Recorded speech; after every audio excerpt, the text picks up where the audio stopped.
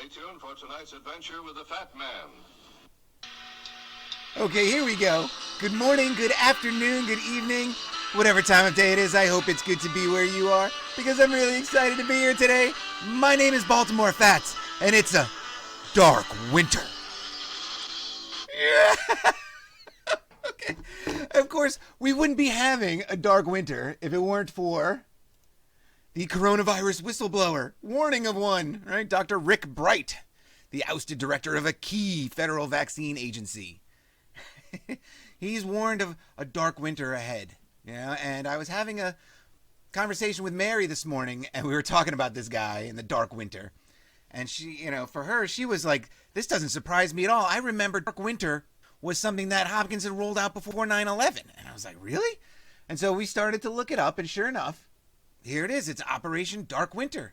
And they're not hiding it or anything. It's definitely a part of the public record, right? And it was a senior level, way up there, bioterrorist attack simulation conducted from June 22nd to June 23rd, 2001. I mean, make of those numbers what you will. And of course, where better than in Maryland, and of all places, Andrews Air Force Base. I like that. Right? And so it was designed to carry out a mock version of a covert and widespread smallpox attack on the United States.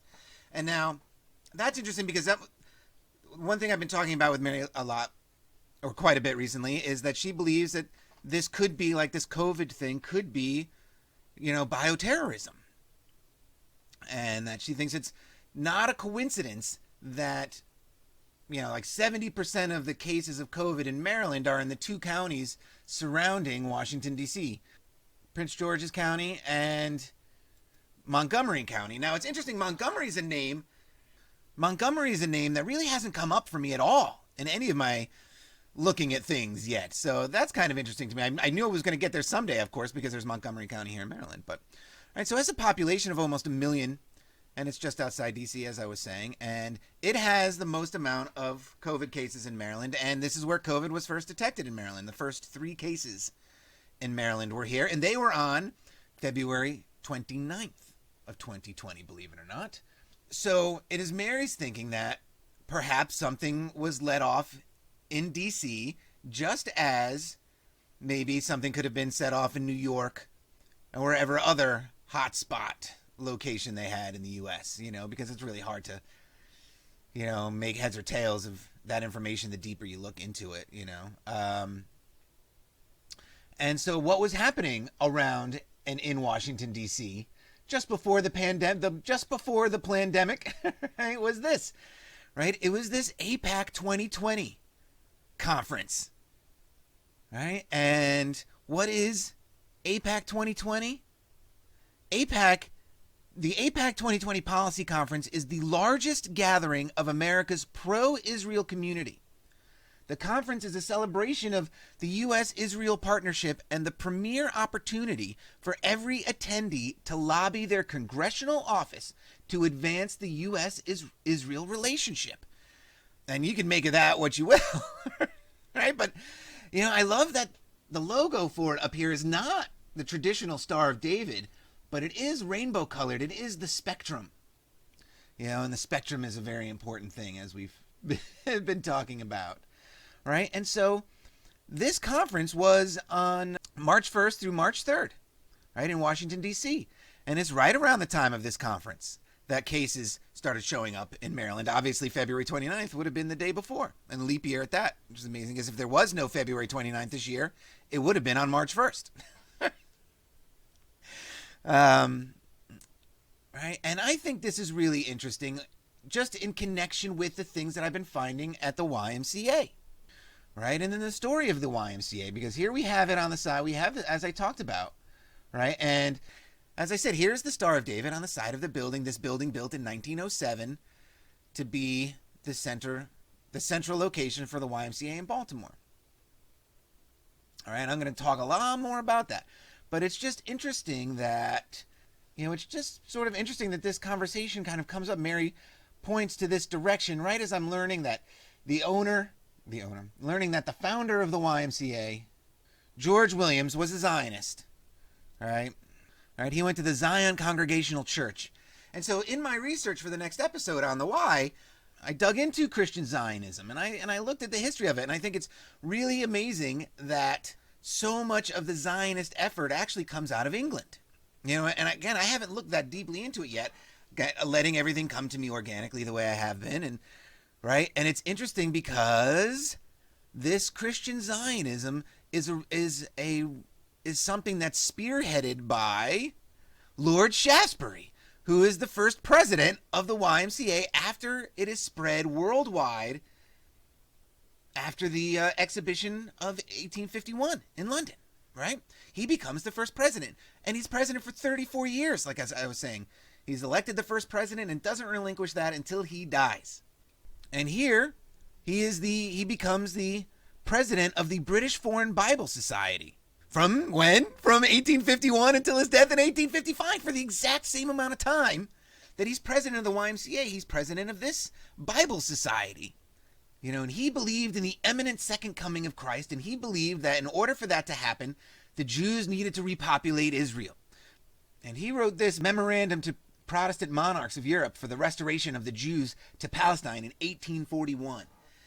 You know, and it's interesting that the Young Men's Christian Association would be so tied up with Zionism, and that's an avenue that I'm going to explore later. But the thing about this Christian Zionism is that it goes much further back than this, of course. And I was able to bring it back all the way to some of the earliest colonists in America. In America, the Massachusetts Bay Colony, which was from the East India Company, right? And Cotton Mather, who was a member of the Royal Society, of course. Nice, I get a ding for that. Right? 1663, look at his birth date there, February 12th. Right? He almost died on his birthday. Interesting. Not only is he a member of the Royal Society, of course, his scientific legacy is his promotion of inoculation for disease prevention. Right? And now with everything that's happening with the vaccine and with Trump coming out in the media recently, and I don't think that's the one window I didn't bring up, of, you know, Trump saying that he was ready to use the National Guard to administer the vaccine on a wide scale basis. You know, I just think it's amazing that I can tie this Christian Zionism to Cotton Mather, who's practically the father of inoculation, who happens to have also been involved in the Salem witch trials. Right? His father's name is Increase, who was president of Harvard. And the connections now with the Ivy League, when I look at this really quickly, the Ivy League, and more so Yale and Zionism, and there's a big Yale Hopkins connection that's going to be explored further down the line. It's really kind of getting out of control. Right? And so I wanted to look a little further at this Dark Winter conference that they had. Because it's no coincidence that this guy, this Rick Bright, uses this phrase, Dark Winter.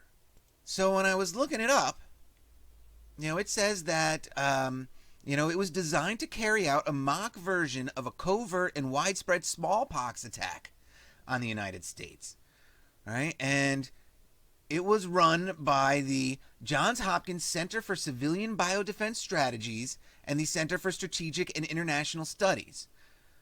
All right, and by these representatives, Tara O'Toole, I mean, you just can't make that name up, right? And Thomas Inglesby, you know, and I didn't look up the history of Inglesby, but, and then on the other side of it, we have this Randy Larson and Mark Demir of Analytic Services, who I also have not looked up yet, but they were the principal designers, authors, and controllers of the Dark Winter Project, all right? And so what is the Johns Hopkins Civilian Biodefense Strategy? All right, it's a think tank in Baltimore, founded in 1998, 22 years ago. Right, it has a staff of 23, which I think is an interesting number.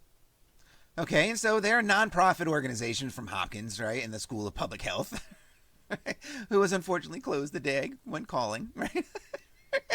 And it was, it's concerned with the areas of health consequences from epidemics and disasters, as well as averting biological weapons development and implications of biosecurity for the bioeconomy. Right? It's a think tank, as I was saying, as it says, rather. Right? And it's a think tank that does policy research and gives policy recommendations to the United States government, as well as who? The World Health Organization. Right? They have the World Health Organization's ear. All right, so when it was founded in 1998, it was the first and only academic center focused on biosecurity policy and practice. The only one founded 1998. Now, I don't know about you, but I know that Andromeda Strain came out like in 1971 or something, right? So I mean, it's not like this is a foreign concept to anybody. Biohazards, and that using disease as biowarfare is not anything new. I mean, allegedly we did it to the Indians, and it just traces its way back through all kinds of horrific warfare as warfare is laid out for us in our historical narrative and our record. All right, it splits in 2003. All right, and half of it goes to the leaders left Hopkins to join the University of Pittsburgh Medical Center, right, and relaunch. Right, the move apparently split the organization in two, and it is unclear what happened to the old organization. What does that mean? Unclear. Oh, can I read this article? Uh-oh. All right, see, I'm not going to read it now because it's just, I want to get this episode done. But, this is the way it goes. Find out what happened to that old organization. What could they have been up to? Right, but then in 2017, they become part of the Bloomberg School of Public Health again. All right, so in 2002, right, when it was still in Baltimore, just after this dark winter, right, it gets $1 million from the government, right, and then they don't say anything about its funding for another 15 years because they say it was heavily reliant on government funding.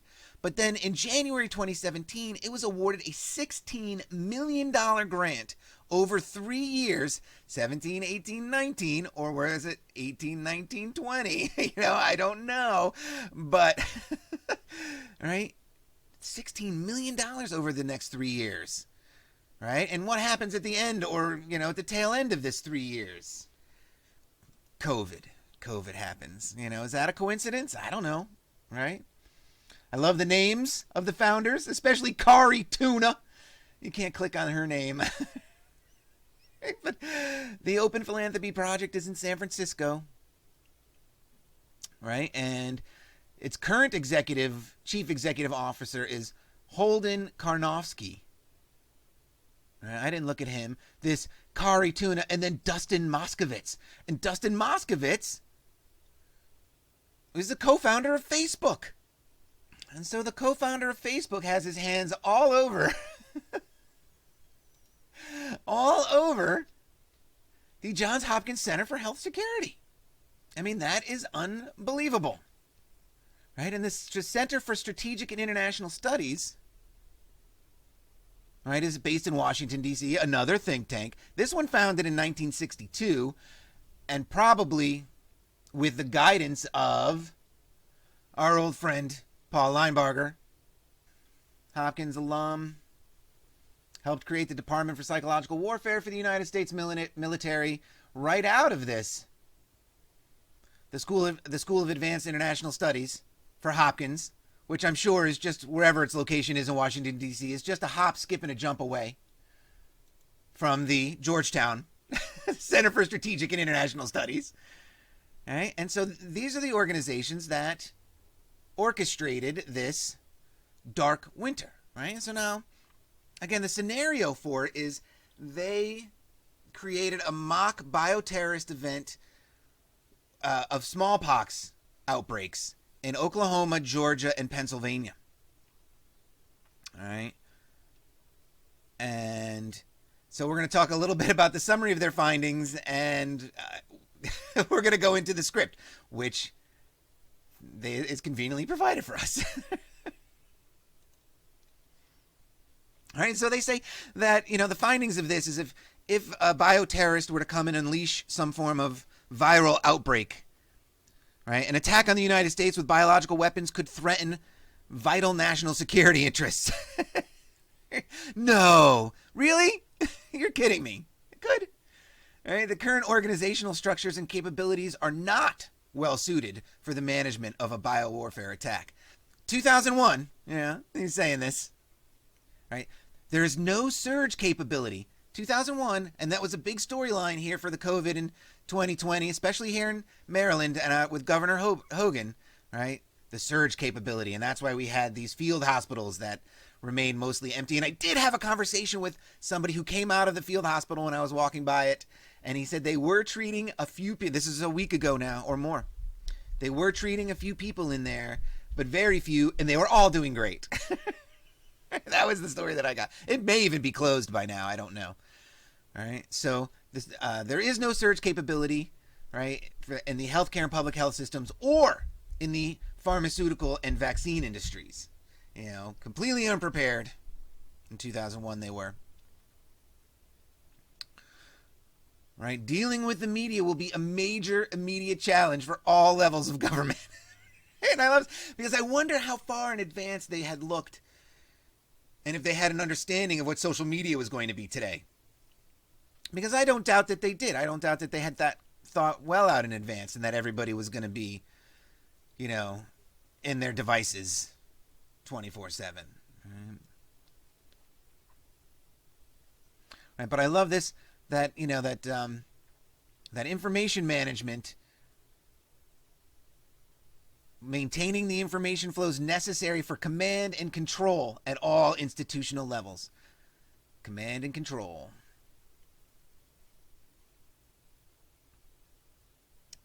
And again, I'm not going to read all of this because there's so much to get to.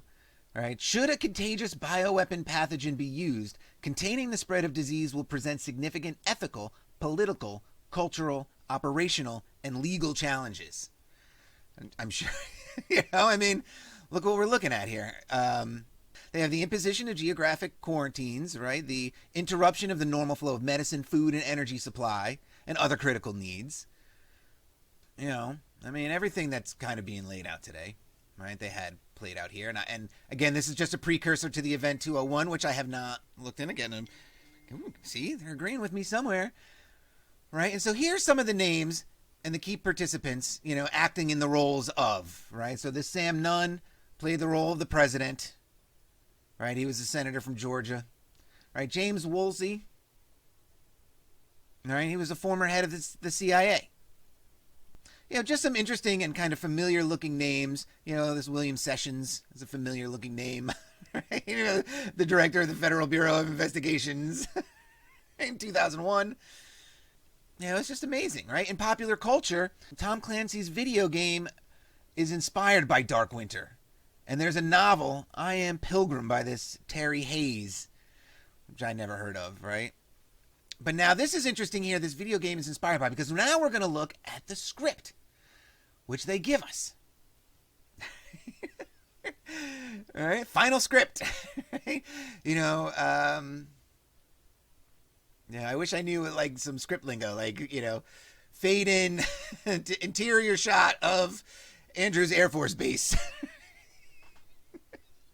So here's the bioterrorism exercise they put forth June 22nd and 23rd, 2001, right? And I'm not going to read all this. It is 44 pages long. But I do want to set up some of the things here. All right, so this is an introduction to the exercise. And so, like this is the world political scenario they've set up for themselves. In the coming, this is now, you have to remember, this is pre-9/11, pre the invasion of Iraq and all of that. So this stuff is very heavy on that, you know, Mideast conflict stuff. It's also very prescient in regards to what's happening today, as we see right away. Because, you know, the backdrop is that there are the Taiwanese and Chinese tensions, right? Angry rhetoric between Taiwan and the People's Republic of China has reached an all-time high. A month ago, the PRC tested medium-range missiles along a flight path that passed through Taiwan airspace. So I wanted to take a look and see now, because again, all of this to me is just part of the same psychological warfare that has been coming out of Hopkins. You know, this is something that they've been working on for a long, long time. All right, but they can't stray too much from it because they need to fine-tune it to get it right, you know? And so I wanted to see, you know, how much of what they had set up as the backdrop then for this thing is present today, right? And so And so I wanted to look and see. I typed in China-Taiwan tensions, right? Unpacking the China-Taiwan relationship. And this article was from this year, January 22nd. Interesting date. China-Taiwan tensions heat up during the pandemic, from 2 days ago. All right, and then there's this one of China testing its missiles, relatively recently, October 2019. So I thought, well, now wait a minute. That's really kind of interesting, right? And then it says that it starts out there's an outbreak of foot and mouth disease in Taiwan, right, about 3 weeks ago. So they're saying that now in here they're putting the Taiwanese are saying that China, this was biological warfare from China to kill off their pork market, and so China can take over the pork market. Right, so they have this happening over in China. All right. And so now they have this nuclear biological warfare smuggling, right? Last month, and now this is fiction, all right? This is all part of the fiction that they created for this dark winter, allegedly, right? Last month, Russian authorities, with support from the FBI, arrested this Yusuf Abdul Aziz, all right, known operative of Al-Qaeda, who is attempting to acquire plutonium. And again, this is their setup for their war game here that they're doing, right? And so I wanted to search. So I searched Russia FBI arrests, right? And sure enough, the Russian president says cooperation from U.S. intelligence has prevented attacks within his country. All right, so there is cooperation between the FBI and Putin going on, right? And last year, right? Jesus Christ, 6 months ago, not even. I thought that was kind of amazing. Right? And then looking at what was happening in the Middle East here, or in Southwest Asia, as they call it, right? This is all setting up for what they think is going to happen with the Gulf War. But there's been suspicious activity around some hospitals and things in Iraq where there was regular activity and now there is none. And they take note that there was this vaccine production plant that started production. It was closed after the Gulf War in the early 90s, I guess, and reopened in 2001. Full-scale production, preparation of vaccines against foot and mouth disease. Because this is the thing that's going to be going around, I guess, right, in there. All right. 2 days ago, all right, Iraqi forces were lining up along the Kuwaiti border, mirroring what happened in the earlier 90s, I guess.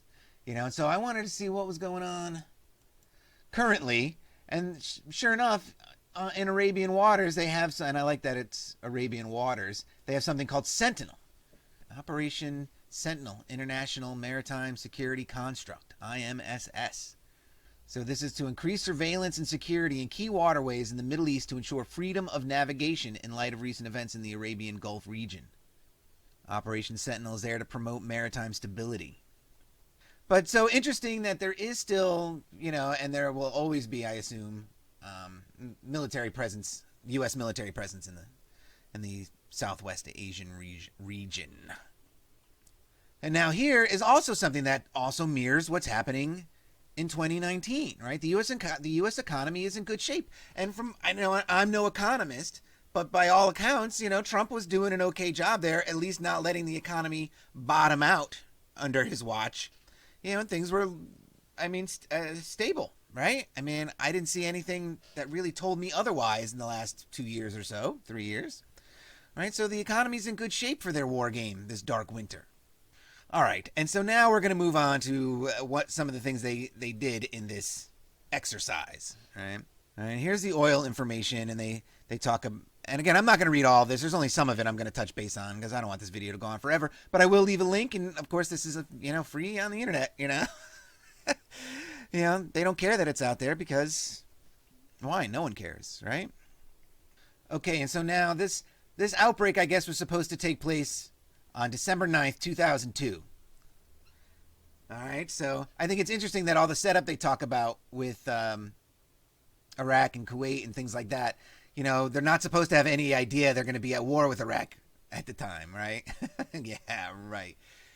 December 9th, 2002 is an interesting date because 2002, you can mix that up to become 2020. December 9th, 12 and 9 is 21, which could be a 3, which could be March. March 2020, if you wanted to get that in there. All right, and so this is the memo given the president, and it says what policies and priorities should govern smallpox vaccine distribution. All right, should plans for military deployment in Southwest Asia proceed? See, so there were plans already. All right. What should we tell our allies about the source and scope of the outbreak? And what should the American people be told? Dun dun dun. Right. Okay, so I really don't do a very good job with the rest of this. Not as well as I would have liked, and I really need to stop editing now at 11:47 p.m. here. But I just want to say I'm going to leave a link. And I highly recommend everyone look at this final script for the Dark Winter exercise. It's all in here. Everything that's going on right now, everything that they want to do with the vaccination, it's all laid out in this exercise here. This Johns Hopkins sponsored exercise. Okay, and so I really didn't do as good a job as I would have liked going through this final script here, but I highly recommend everyone go look at it and share it. Far and wide, because it's all in here. Everything that's happening now, everything that they want to do with the vaccine, is all laid out in this exercise here. And, I don't think it's any coincidence that this Rick Bright here, used the term Dark Winter, and I think Mary's right about this. And so this episode is for her. Mary, this one's for you. And I hope everyone enjoyed this one. And we're going to pick up more with the YMCA and the Lord Shaftesbury and everything that goes on there in the next one. But until then, cheers, guys.